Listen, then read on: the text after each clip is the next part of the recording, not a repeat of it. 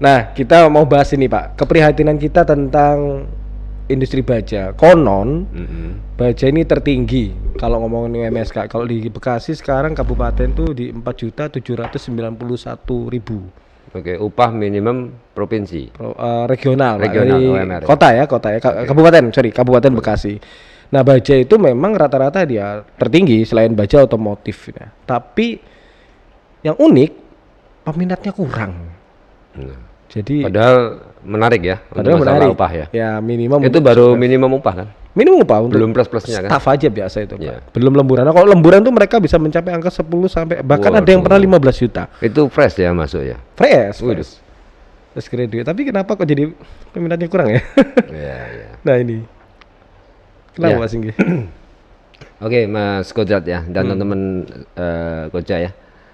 Jadi sebelum ke sana ini kita mesti mengetahui dulu ya latar belakangnya kenapa tingkat minat kawan-kawan ya untuk memasuki dunia konstruksi baja khususnya. Kalau metal sih saya kira banyak variannya ya. Banyak. Otomotif juga termasuk metal Ya. ya kan, spare part juga metal. Tapi Makanya ada Federasi Serikat Pekerja Metal Indonesia itu macam-macam industri. Macam-macam. Ya. Nah, kembali ke masalah minat di konstruksi baja itu memang begini, pengetahuan saya selama saya berkiprah di baja ya, itu memang dari pihak sekolah ya, dalam hal ini mungkin dari tingkat SMK, SLTA Ya. ataupun di perguruan Sederajat ya. tinggi itu kurang perkenalkan dengan dunia industri maupun konstruksi baja. Jadi masih secara umum lah mereka menyampaikannya kan secara teori. Ini kita bicara di kampus lah katakannya. Ya. Teknik sipil ya, Pak ya. Ya intinya awalnya kan di situ dulu. Ya kenapa kemudian serapan tenaga kerja untuk masuk di dunia konstruksi itu kurang. Ya kan. Nah kita bicara latar belakang. Nah jadi tadi ya saya sebutkan, jadi informasi itu kurang lah di kampus maupun di tingkat SLTA ya. Mungkin kalau untuk SLTA atau SMK kan mungkin itu operator ya, untuk tenaga operator. Iya. Ya. Apa aja sih yang dibutuhkan di dunia industri baja maupun konstruksi ya? Ini mungkin nggak nyampe nih sampai SMK. Standar sekali lah, mungkin kalaupun dia mempelajarin mesin, mungkin mesin-mesin standar ya. Nah harusnya ada program di sana ya, baik mungkin program magang kah ataupun kerja praktek ya. Tapi dengan durasi yang memang membuat dia tuh memiliki keahlian. Ahli dulu. Iya. Ahli dulu. Keahlian. Karena kan kalau sudah dibuat magang dan itu memang berjalan kan akhirnya kan minat itu tumbuh, kadang harus dipaksa juga. Ya kan, karena kalau nggak dipaksa ya kadang minat juga nggak tumbuh. Ya karena ini tugas dari sekolah maupun dari kampus, sehingga mau tidak mau mereka masuk di dunia itu. Iya. Yang gitu. Yang artinya udah menyiapkan mereka untuk siap di dunia kerja gitu. Mungkin Pak. karena dari kampus hanya dia dengan terpaksa memang ya awalnya, tapi lama-lama dia pasti menikmati karena kebiasaan pegang mesin, pegang besi yang mungkin tidak familiar sebelumnya kan, sehingga tumbuhlah minat itu. Gitu.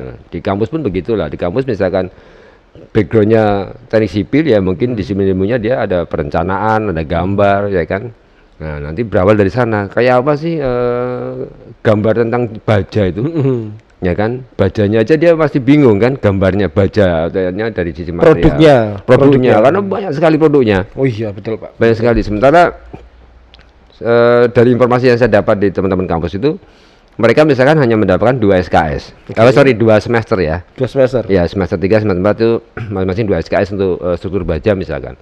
Nah ini sangat kurang sekali ya kan informasinya. Nah 2 semester itu apa Pak mereka pelajari? Ya terkait dengan spesifikasi ya kan, bentuk-bentuknya, dimensinya, namun juga tidak dipertemukan dengan real materialnya gitu. Jadi kadang dari buku itu kan kurang ya. Literasi dari? Ya macam-macam, tergantung dosennya. Tergantung dosennya lagi ya. Kalau zaman saya dulu ya karena perpustakaannya masih terbatas ya kita fotokopi aja. Ya distorsinya kan udah fotokopi ya. Ada ukuran dimensi juga udah kabur-kabur. Betul. Nah jadi mungkin dari sana akhirnya karena ada kegiatan magang sehingga minat itu tumbuh. Nah ini yang saya lihat selama saya menangani kegiatan sosialisasi di kampus, itu minat dari teman-teman kampus ya, khususnya mahasiswa itu kurang ketika kita tawarkan. Padahal industri baja maupun industri konstruksi baja ini menawarkan loh magang ya, bahkan Artinya membuka kesempatan yang membuka luas. kesempatan, Iya. ya, bahkan waktu itu ada perusahaan yang menawari fasilitas tempat tinggal ditanggung. Iya, Udah enak banget itu. Wah, kalau istilahnya tuh zaman saya, Iya, wah, cepat. saya ambil. Rebutan ya. Dulu tuh mencari magang susah sekali. Ya, ini sudah jemput bola lah ya, karena industri ini tahu apa kekurangannya. Artinya betul. mereka harus mencari langsung terjun ke lapangan, gitu Mas. Dan itu sudah dilakukan sebenarnya beberapa industri. Beberapa kegiatan sudah dilakukan oleh beberapa industri, ya. Dan bahkan mereka sudah melakukan kegiatan apa semacam MOU ya, agar nanti tahun ke depan kegiatan magang maupun kerja praktek sudah tidak perlu lagi apa namanya meminta ya, memohon, ya udah. Tapi udah langsung MOU, otomatis udah aja. Otomatis ya, secara berkala mereka akan mengirimkan mahasiswanya. Ya. Seperti itu Mas. Jadi, nah nih, jadi kalau boleh saya sampaikan, ini yang jadi PR kita Mas. Jadi ketika teman-teman kampus ini tidak melirik di industri baja, ya artinya sampai turunannya, nah ini yang menjadikan kekhawatiran kita. Iya, nanti malah jadi cuman pasar saja ya, pengguna. Nah, penggunanya banyak, tapi yang memanage produksinya, menjaga mutunya, Nggak ada. On time delivery-nya nggak ada. Nggak ada. Gitu. Nah ini yang perlu kita juga sama-sama memberikan pengertian lah, pemahaman kepada kawan-kawan ya, bahwa konstruksi baja kita itu bukan sesuatu yang berat ya, sesuai dengan materialnya ya. Sesuatu yang berat. Tapi itu sesuatu yang asik. Nah, bagaimana kita membuat kegiatan ini menjadi asik ya, sehingga mahasiswa menarik, sehingga mahasiswa mau menekuni dunia konstruksi baja. Paling tidak mencoba, kalau misalkan yang takut-takut coba aja dulu gitu. Oh iya, coba dulu gitu. Nah, jadi ini yang mungkin latar belakang yang mesti sama-sama kita sadari Mas ya. Jangan langsung kita menjudgment bahwa kalau kerja di pabrik baja itu kurang menarik ya. Nah, menariknya nanti karena saya yakin mereka tidak tahu persis informasinya. Tidak memahami seluruh bahwa baja ini sangat luas, hulu hilir, bahkan gap pasarnya pun masih tinggi karena kita masih di angka berapa? 30 kg per kapita. Artinya waduh, masih jauh. Pasarnya masih ceruk pasar sangat luas gitu. Jadi kesempatannya luar biasa sebenarnya. Ya. Nah, kembali ke peluang kerja ya, dengan serapan SDM sebenarnya program pemerintah sekarang ini kan sedang menggalakkan pembangunan infrastruktur. Ya kan, begitu infrastruktur dibangun, itu pun membutuhkan SDM yang berkompeten. Ya. Dan di sana sudah jelas ya, konstruksi memang kalau di sekarang ini kan ada baja, ada beton, ada macam-macam. Ya, betul. Artinya kombinasi kedua material itu, dan itu memang sudah dipelajari oleh teman-teman di kampus. Artinya nggak mulai dari nol juga. Tidak mulai dari nol juga. Secara akademisnya sudah dipelajari, tinggal dipraktekkan di lapangan. Nah, peluang berikutnya adalah ketika infrastruktur dibangun kan akan tumbuh kawasan ekonomi baru. Otomatis di sana kan ada pembangunan Mas. Betul. Ketika kita bicara kawasan, otomatis ada pergudangan, ada pabrik, ada instalasi mesin. Dan sekarang sedang banyak dikembangkan oleh pemerintahan Indonesia, ya kan? Dan ini fakta. Nah, cuma ini prihatin kembali lagi ya. Saya berkegiatan mencoba mensosialisasikan peluang-peluang di dunia konstruksi baja. Waktu itu sempat kita jalan dengan kawan-kawan Gapensi ya. Dengan ISSC beberapa sendiri, kampus ya Pak ya? Beberapa kampus ya, kita mencoba menyampaikan ada peluang. Bahkan waktu itu ada beberapa perusahaan yang nitip ke saya, jadi Pak Singgi titip aja kalau ada yang minat, udah suruh ngumpulin lamarannya, CV-nya, jasanya, udah langsung nanti kita panggil. Nah dari beberapa perjalanan saya nih, yang minat kurang, anggaplah mungkin nggak sampai 1%, nggak ada. Nah padahal ini langsung ditarik ya, istilahnya tarik mungkin mentraining dulu 3 bulan, habis itu bagus kan langsung bisa diangkat jadi karyawan. Nah kira-kira yang di Pak Singgi tangkap itu kekhawatiran mereka itu apa Pak? Jadi ya tadi karena kita kebetulan kan mensosialisasinya kan ke daerah ya, memang kita ingin pemerataan kan. Betul. Jangan sampai SDM ini hanya terpusat di Jawa. Karena pembangunan sekarang ini kan sudah merata ya, di Sulawesi, di Kalimantan, Maluku. Nah harapannya kawan-kawan yang ada di sana itu bisa mengambil pembelajaran ini melalui program magang ataupun kerja kontrak lah selama 2-3 tahun. Nah habis itu dia bisa pulang lagi kan langsung bisa ikatan dinas dengan Pemda. Dan itu saya yakin 100% lulusan-lulusan daerah yang kemudian magang di Jakarta atau di mana, dia nanti kembali ke kampung halamannya pasti akan diterima oleh pihak pemerintah daerah. Ya. Minimal jadi dosen, minimal jadi pegawai negeri, Ya, kan? tidak langsung ada jaminan Ada lah ya jaminan. untuk di masa depan Karena bagi SDM tersebut. sangat langka profesi ini. Ya. Ahli engineer di konstruksi baja, Kebanyakan. pengalaman 2 tahun ngurusin jembatan Iya. misalkan. Nggak ada, padahal di daerah membutuhkan itu. Nah, sehingga banyak muncul kontraktor baja katakanlah ya. Itu yang basicnya aja bukan dari teknik sipil atau Nah. mungkin orang baja. Betul nggak Pak itu, Pak? Makanya ini saya mau ngomong, sorry ya, saya mau ngomong agak sedikit lucu. Jadi Ya. kayak menyeleweng apa ya, kita selingkuh. Banyak kawan-kawan yang akhirnya disiplin ilmunya apa ya, mungkin ekonomi, mungkin teknik lain selain teknik sipil maupun engineering, tapi akhirnya karena dia bisa memanfaatkan peluang itu, dia masuk di dunia konstruksi baja. Dan tidak sedikit yang akhirnya dari pengalaman dia membuat satu usaha ya, usaha perusahaan sendiri gitu ya. Tapi yang kembali lagi, harusnya yang ngisi justru dari disiplinmu yang tepat. Teknik industri minimal, teknik elektro, ya kan, teknik sipil harus. Pasti. Nah, sementara kita temui tahu lah, Pak Kodrat, Mas Kodrat tahu kan? Ya, Pak Isinggi sendiri deh. Nah, Pokoknya apa, Pak? Saya disiplin ilmunya apa? Saya teknik lingkungan. Teknik lingkungan, masuk ke baja. Masuk ke baja. Tapi ada nyambungnya, Pak. Mungkin terkait dengan pengolahan limbah atau apa gitu. Ya, awal-awal saya bekerja memang dulu di sana. Iya. Ya, dulu di sana, dan memang disiplin ilmu materi teknik lingkungan ada teknik sipilnya. Kita juga ada gambar teknik, pemetaan, macam-macam lah. Tapi tetap cinta bajanya itu setelah bekerja, Pak ya. Iya, bahwa ternyata saya nggak keliru. Baja itu bisa didaur ulang, ya kan? Jadi saya tidak sia-sia lah sekolah juga di teknik lingkungan kan gitu. Tetap terutilize. Gitu. Nah, saya sendiri juga dari ekonomi, Pak. Jadi secara keekonomian baja itu memang luar biasa ternyata. Iya kan, gitu. Makanya ini yang perlu kita sampaikan ya, nanti mungkin melalui lembaga ya, atau asosiasi ya, harus bergandeng tangan dengan pihak industriawan untuk menyampaikan kepada masyarakat. Karena ingat, ini bisa menjadi bom waktu.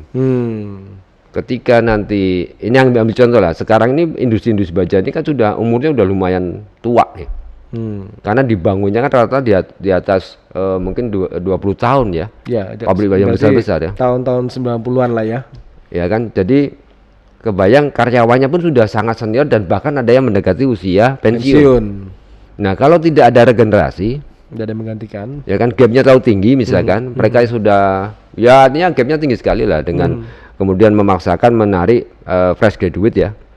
Nah, tiba-tiba beliaunya pensiun, sementara mesin yang mereka operasikan sudah berumur, yang tahu bener seluk-beluknya yang senior, sementara juniornya tidak tahu gimana caranya mengantisipasi mesin ini macet lah, bagaimana. Nah, ini menjadi masalah nanti ke depannya. Nah, makanya dari sekarang industri-industri itu pun harus terus melakukan kegiatan sosialisasi untuk melakukan rekrutmen, pelatihan-pelatihan kepada kalangan mahasiswa khususnya ya, untuk mendapatkan tenaga-tenaga ahli ya, ataupun tenaga operator di kalangan sekolah menengah kejuruan gitu. Seperti industri-industri yang lain, Pak. Industri-industri lain juga menyiapkan semacam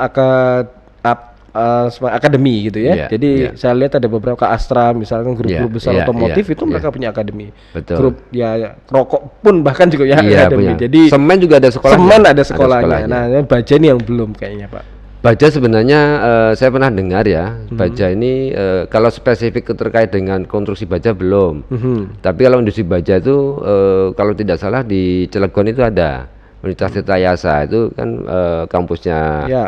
Jadi ada jurusan metalurgi di sana, Pak ya. Cuman metalurgi ini kan terbatas di materialnya. Betul. Sementara sisi hilirnya ini kan lebih banyak. Banyak sekali. Hilirisasinya inilah yang harus mulai dikembangkan, di mapping lah. Ada baja berat, ada baja ringan, banyak nah. Ya kan, ada juga industri kecil yang melakukan baja-baja ringan dan baja berat. Nah, ini yang mesti di mapping gitu, sehingga serapannya bisa maksimal. ISSC perannya gimana nih, Pak, untuk mengisi katakanlah backlog ya, mungkin gap gitu ya, untuk SDM baja? Ya, jadi ISSC sendiri kan di salah satu programnya kan kita ingin melakukan pembinaan ya, dan mengembangkan sumber daya manusia yang berkompetensi ya, sehingga unggul dan bisa bersaing secara global ya, Ya, tidak hanya di Indonesia. saja. Ini visi misinya. Nah, sudah barang tentu kita di tahun ini ya ISSC ini harus segera melakukan kegiatan-kegiatan yang mengarah ke sana ya. Jadi jangan lagi wacana, karena ini mudah-mudahan dengan kondisi sudah endemi ini kita bisa langsung melakukan kegiatan tatap muka ya, di lapangan gitu kan nggak mungkin magang virtual. Kan nggak mungkin kan, agak susah agak susah. Nah, jadi salah satu program yang mungkin coba nanti kita laksanakan itu kita akan melakukan kegiatan sosialisasi lagi, Mas. Sosialisasi Yang kemarin sempat terhenti 2 tahun. ini berarti sosialisasi secara langsung ya Pak ya, Secara langsung, ya? tatap muka, secara luring ya. Ya, secara luring. Nah, kita akan bikin lagi, kalau dulu kan trennya roadshow Iya. to kampus gitu ya. Gus to kampus. Gus to kampus ya. Iya. Gus to kampus, dan kemudian diikuti oleh beberapa teman juga kan. Iya, industri lain, Nah, ini asosiasi menjadi lain ya. sesuatu yang baik kan, Betul. disambut oleh kampus. Betul. Nah, kita akan ke sana, kita lanjutkan, sudah barang tentu dengan program-program yang lebih menarik lagi Menarik, ya, menarik atraktif lagi ya, atraktif. Tidak hanya sekedar kita bereforia bikin seminar ataupun kegiatan workshop, tapi benar-benar kita bisa menyerap tenaga-tenaga segar ya dari kampus Ya. untuk kita tempatkan di perusahaan-perusahaan industri ataupun konstruksi baja. Nah, tentunya nanti harus ada komitmen juga. Kalian lo 2-3 tahun di sini harus mau pulang ke daerah, bangun daerah. Untuk membangun daerahnya Iya, masing-masing. percuma juga kita ada program ngumpul semua di Jakarta. Ya kan? Nah, percuma juga. Betul. Dan ini menjadi sangat peluang. Nah, ini salah satu kegiatannya. Nah, tentunya juga kita sesuai dengan kebutuhan SDM ya. Nah, ini kita masih seputaran SDM ya. Kita juga akan melakukan kegiatan pelatihan. Oke. Ya. Kalau dulu kita pernah ada kegiatan rancang bangun konstruksi baja. RBKB. Nah, jadi dari mulai gambar kita perkenalkan, ya kan, gambarnya model apa, menggunakan software apa, kemudian material yang akan dipakai apa, Ya, standar-standarnya Ya. SNI bagaimana, ukuran-ukurannya. Iya. Nah, kemudian sampai dengan implementasinya, ya kan, di lapangan. Oh, harus difabrikasi dulu dan sebagainya. Dan kemudian kita ada pemeliharaan di lapangan juga, kan gitu. Nah, ini kita akan coba perkenalkan secara singkat ya, minimal teman-teman tahu secara global, oh kayak gitu nih dunia konstruksi baja. Jadi mereka sudah ada bayangannya lah. Ya. Karena semua rangkaian tadi mulai dari rancangan, ya kan, kemudian material, fabrikasi sampai erection ini ada pos pekerjaan semua, membutuhkan kompetensi di situ. Iya, betul. Gitu kan. Dan makanya organisasinya sangat besar sebenarnya di konstruksi baja ini. Nah, inilah yang mungkin akan kita lakukan ya dengan kawan-kawan di kampus ya, mungkin juga dengan lembaga-lembaga pelatihan lah, kita akan bekerja sama ya. Nah, kita akan lakukan tahun ini, Mas. Nah, juga yang menarik, literatur terkait dengan baja ini juga masih terbatas ya, untuk teman-teman kampus khususnya Ya. ini sebagai ya minimal namanya, sebagai pegangan lah, Pedoman, acuan gitu ya. pedoman ya, pedoman. Nah, nanti ISSC ini juga akan mencoba membuat buku yang simple ya, terkait dengan jenis material dan langsung aplikasinya di mana.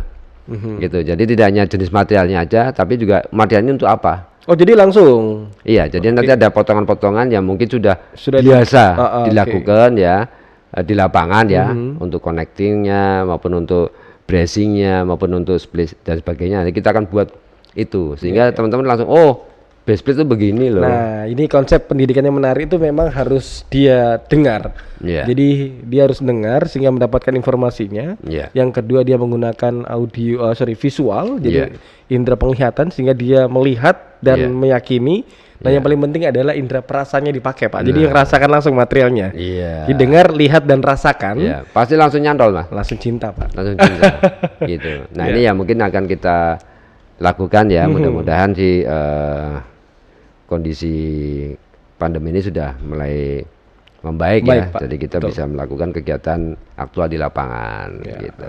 Mas Sokrat. Mungkin disisipkan juga success story dari pemain-pemain atau industrialis atau bukan ini, mungkin kontraktor baja mungkin, Pak. Jadi sebagai harus ada sosok. Kadang-kadang mahasiswa kita itu masih ngelihat yang sudah jadinya gimana sih? Iya, iya. Artinya iya, mau iya. matangnya itu gimana? Kalau saya dibaca nanti saya jadi apa sih? Iya, iya. Nah mungkin iya, iya. itu banyak sekali ini kawan-kawan Pak Singgi, teman ISSC banyak Iya, sekali yang iya, mulai iya. dari nol bisnisnya menjadi kontraktor baja sehingga ya tentu secara keekonomian sangat naik gitu Pak ya, Iya, naik kelas iya, secara drastis. iya, iya. Mungkin bisa juga di engage itu Pak. Iya, iya, tentunya nanti makanya ini kita coba ramu kan sekarang anak-anak sekarang ini kan maunya kan Instan.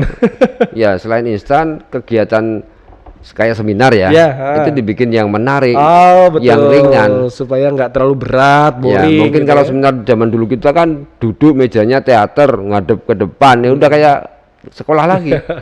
Ya kan sudah sekolah di kampus, begitu sekolah lagi di seminar. Sama aja gitu. Nah, kita coba bikin sesuatu yang Menarik ya? menarik, Siap. yang enjoy, sehingga materinya bisa diterima dengan enak, gitu Ya. kan, nggak terlalu berat, Betul. ya kan. Nah, itu dulu kita coba buat konsep yang Ya. seperti itu, Untuk Mas. menciptakan SDM baja yang unggul. Yang unggul Di Indonesia.